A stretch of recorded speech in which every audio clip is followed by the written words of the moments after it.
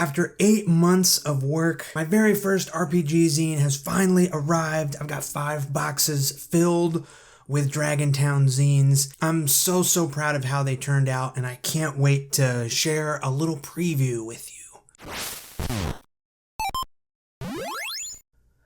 Flick Silverpin's Guide to Dragontown. This is a 40-page tabletop role-playing game adventure for low-level characters. So Dragontown's mayor is missing, and it just so happens that the mayor is a giant gold dragon that protects the town, and now that he's gone, a lot of trouble has started popping up. So it's up to the players to explore the town, figure out what's going on, and in the end, they will decide the fate of Dragontown. So I'm going to flip through the zine, show off what's inside. So I guess that means if you don't want Dragontown to be spoiled, now is the time to go check out another video. Alright, so let's start things off by talking about the cover. I had this printed on extra thick cardstock with a nice matte lamination, so it's not too shiny, but it's protected and tough. You know, I want a game master to get a lot out of this zine, so sturdy construction was a big part of the design consideration. It's saddle stitched, so just folded with 2 staples, and that means that it can sit open on the table super easily. So this is the inside cover of the zine. It's a map of Dragontown. It has all the major locations that are detailed in the book listed, so this can just be like an easy reference for a game master. And I should say, if you get a physical copy of the book, it comes with an 11x17 fold-out map of Dragontown, and on the back there's a map of the entire Malamir Valley, which Dragontown sits in the middle of. Alright, the first page is just a little introduction to using this book and how to run the adventure. On the next page, there's an adventure summary. So the players are free to explore Dragontown how they want, but all the trouble that's popping up points them back to this castle where the dragon mayor keeps their hoard of treasure. So there's lots of choices and different paths to get here, but ultimately the adventure leads to the castle up on the hill above town. There's some adventure hooks to get the players invested in Dragontown. Then on the next page, we have a description of the town, history of the area, a bunch of friendly faces, and this section actually acts kind of like a table of contents. So the zine is divided up by location and sort of who inhabits those places, and this is a list of all of the main characters and NPCs that you can find in the zine. There's some common knowledge around town.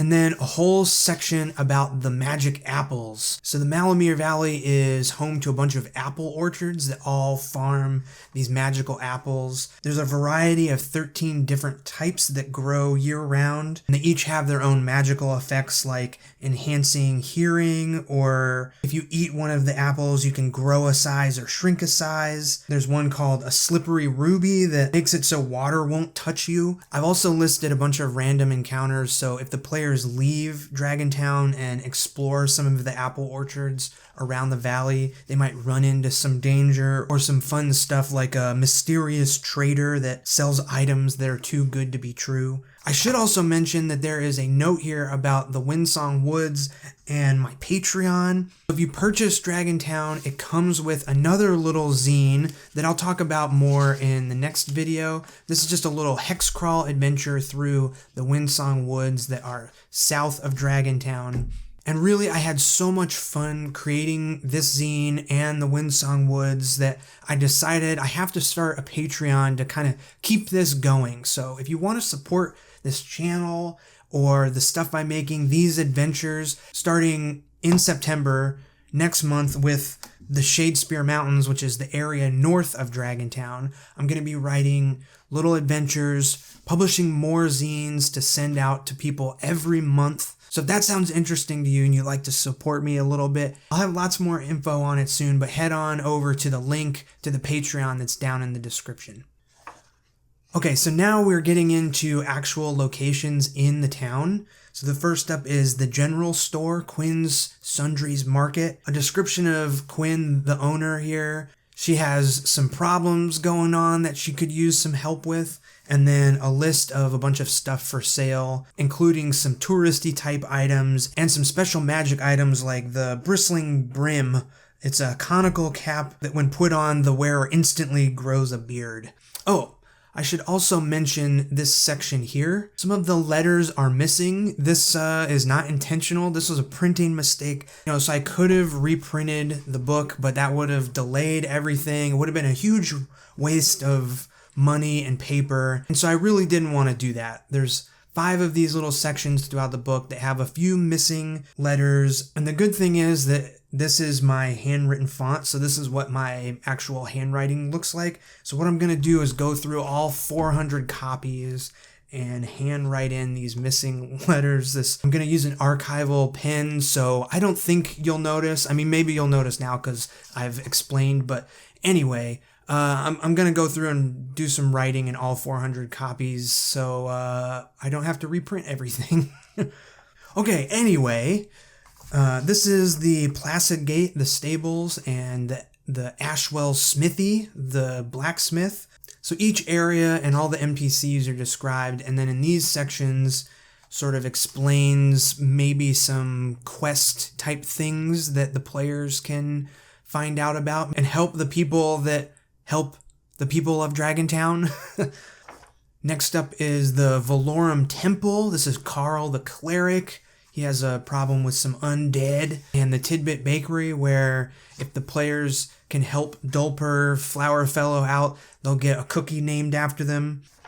Then there's the Ugly Mug Tavern. This is the place the players can stay for a night if they're just traveling through Dragontown. There's some fun menu items, a whole story about why it's called the Ugly Mug, and then a bunch more NPCs that the players can find, like Dragontown's tithe collector, this fellow Yardley, who goes around all of the farms and brings apples to the Dragon Mayor, but since the Dragon Mayor is missing, he's out of work. Next up is a section about the slimes that have been plaguing the town every night, and the Sweet Seed Cidery, where a bunch of the magic apples are turned into sweet cider. If the players help rescue the cidery, they'll be rewarded with a bunch of fun concoctions like a crooning canter. It's light and sweet tasting, and once you drink it, you acquire a lovely singing voice for an hour. Then we get to Grandpap's farm that has been overrun by these smelly goatland creatures. So maybe the players can help Grandpap kick these goatlands out of his farmhouse and receive a little reward. Next up is the Alley Cats. This is a group of 9 catfolk that have come to Dragontown because they've heard the Dragon Mayor's treasure is unattended, so they're trying to get into the castle as well. And I've tried to cram in as much story as physically possible into these pages, but some story things I'm kind of leaving up to the DM to discover. So for example, all of the Alley Cats are named after their fur patterns. So Blue, the leader, there's Choco for chocolate and Cal for calico. And my idea with the Alley Cats was that, they're a group of scrappy alley cats that don't have a home. And so they've banded together and, they were never given names by anybody. So the names they give each other are just based on what patterns and colors their fur is. So there's a lot of stuff like that. It's not really secret stuff, but extra story things that I tried to put in and make Dragontown just a little deeper, a little more interesting if you're willing to look for it. Okay, so this is a map of the Alley Cats' hideout. Like I said, they're trying to get into the castle as well. They have a whole crazy plan of how to get around the poisonous vines that are protecting the castle. Then there's the Fizzleflock Apiary. So if the players help out around Dragontown, they'll catch the eye of Polly Fizzleflock, and she might introduce them to the Queen, who's a giant 3-foot tall bee that might be able to help them get into the castle. Next is the Malamere Cemetery. So this is where the undead have risen again. There's a ghost. Here's a map of the crypt, And then this 2-page spread is an explanation of everything going on inside. Here's Ratface, there's zombies, some treasure, an encounter with a ghost from long ago. And if the players can make their way through the crypt, they'll find themselves in the courtyard of the Malamir Castle. This is the big final section of the adventure, is exploring this place, figuring out what's been going on. You can see that there's the poisonous vines that are surrounding the walls of the castle. I'm not going to show off any more of what happens. There's 8 more pages of all the fun stuff going on inside the castle. You have to pick up a copy of the zine if you want to see that stuff. I'll have a link down in the description of where you can purchase it on my website, but I will flip to the back page. So this is just some extra information that might be helpful to running the adventure, as well as some thank you, some inspiration, and then some little biography stuff, as well as the map of the Malamir Valley. And that is the preview of Dragontown. The back cover has this little quote by Flick Silverpin. There's a little slime creature making his way through some apple orchard. Well, I guess he's actually a giant slime because he's bigger than the apple trees. And that's it for Flick Silverpin's Guide to Dragontown. I hope this was a cool little preview, and if you found it interesting, you'd like to run it, there's a link down in the description of where you can pick up Dragontown. It's listed as a pre-order just for a few more days while I make those corrections and fold up all of the Windsong Woods zines, as well as the maps of Dragontown and the Malamir Valley. All of this comes together when you order the book. I super appreciate all the support I've gotten for Dragontown and these videos. It means the world to me, and I'm just so excited that I finally get to share this adventure with everyone, and I can't wait to hear about people's stories they've made from running it with their groups. A lot of people have said they're going to run it with their kids, and that makes me so happy. So yeah, just infinite thanks for all the support. Let me know if you have any questions down in the comments, and I'll see you in the next one. See ya!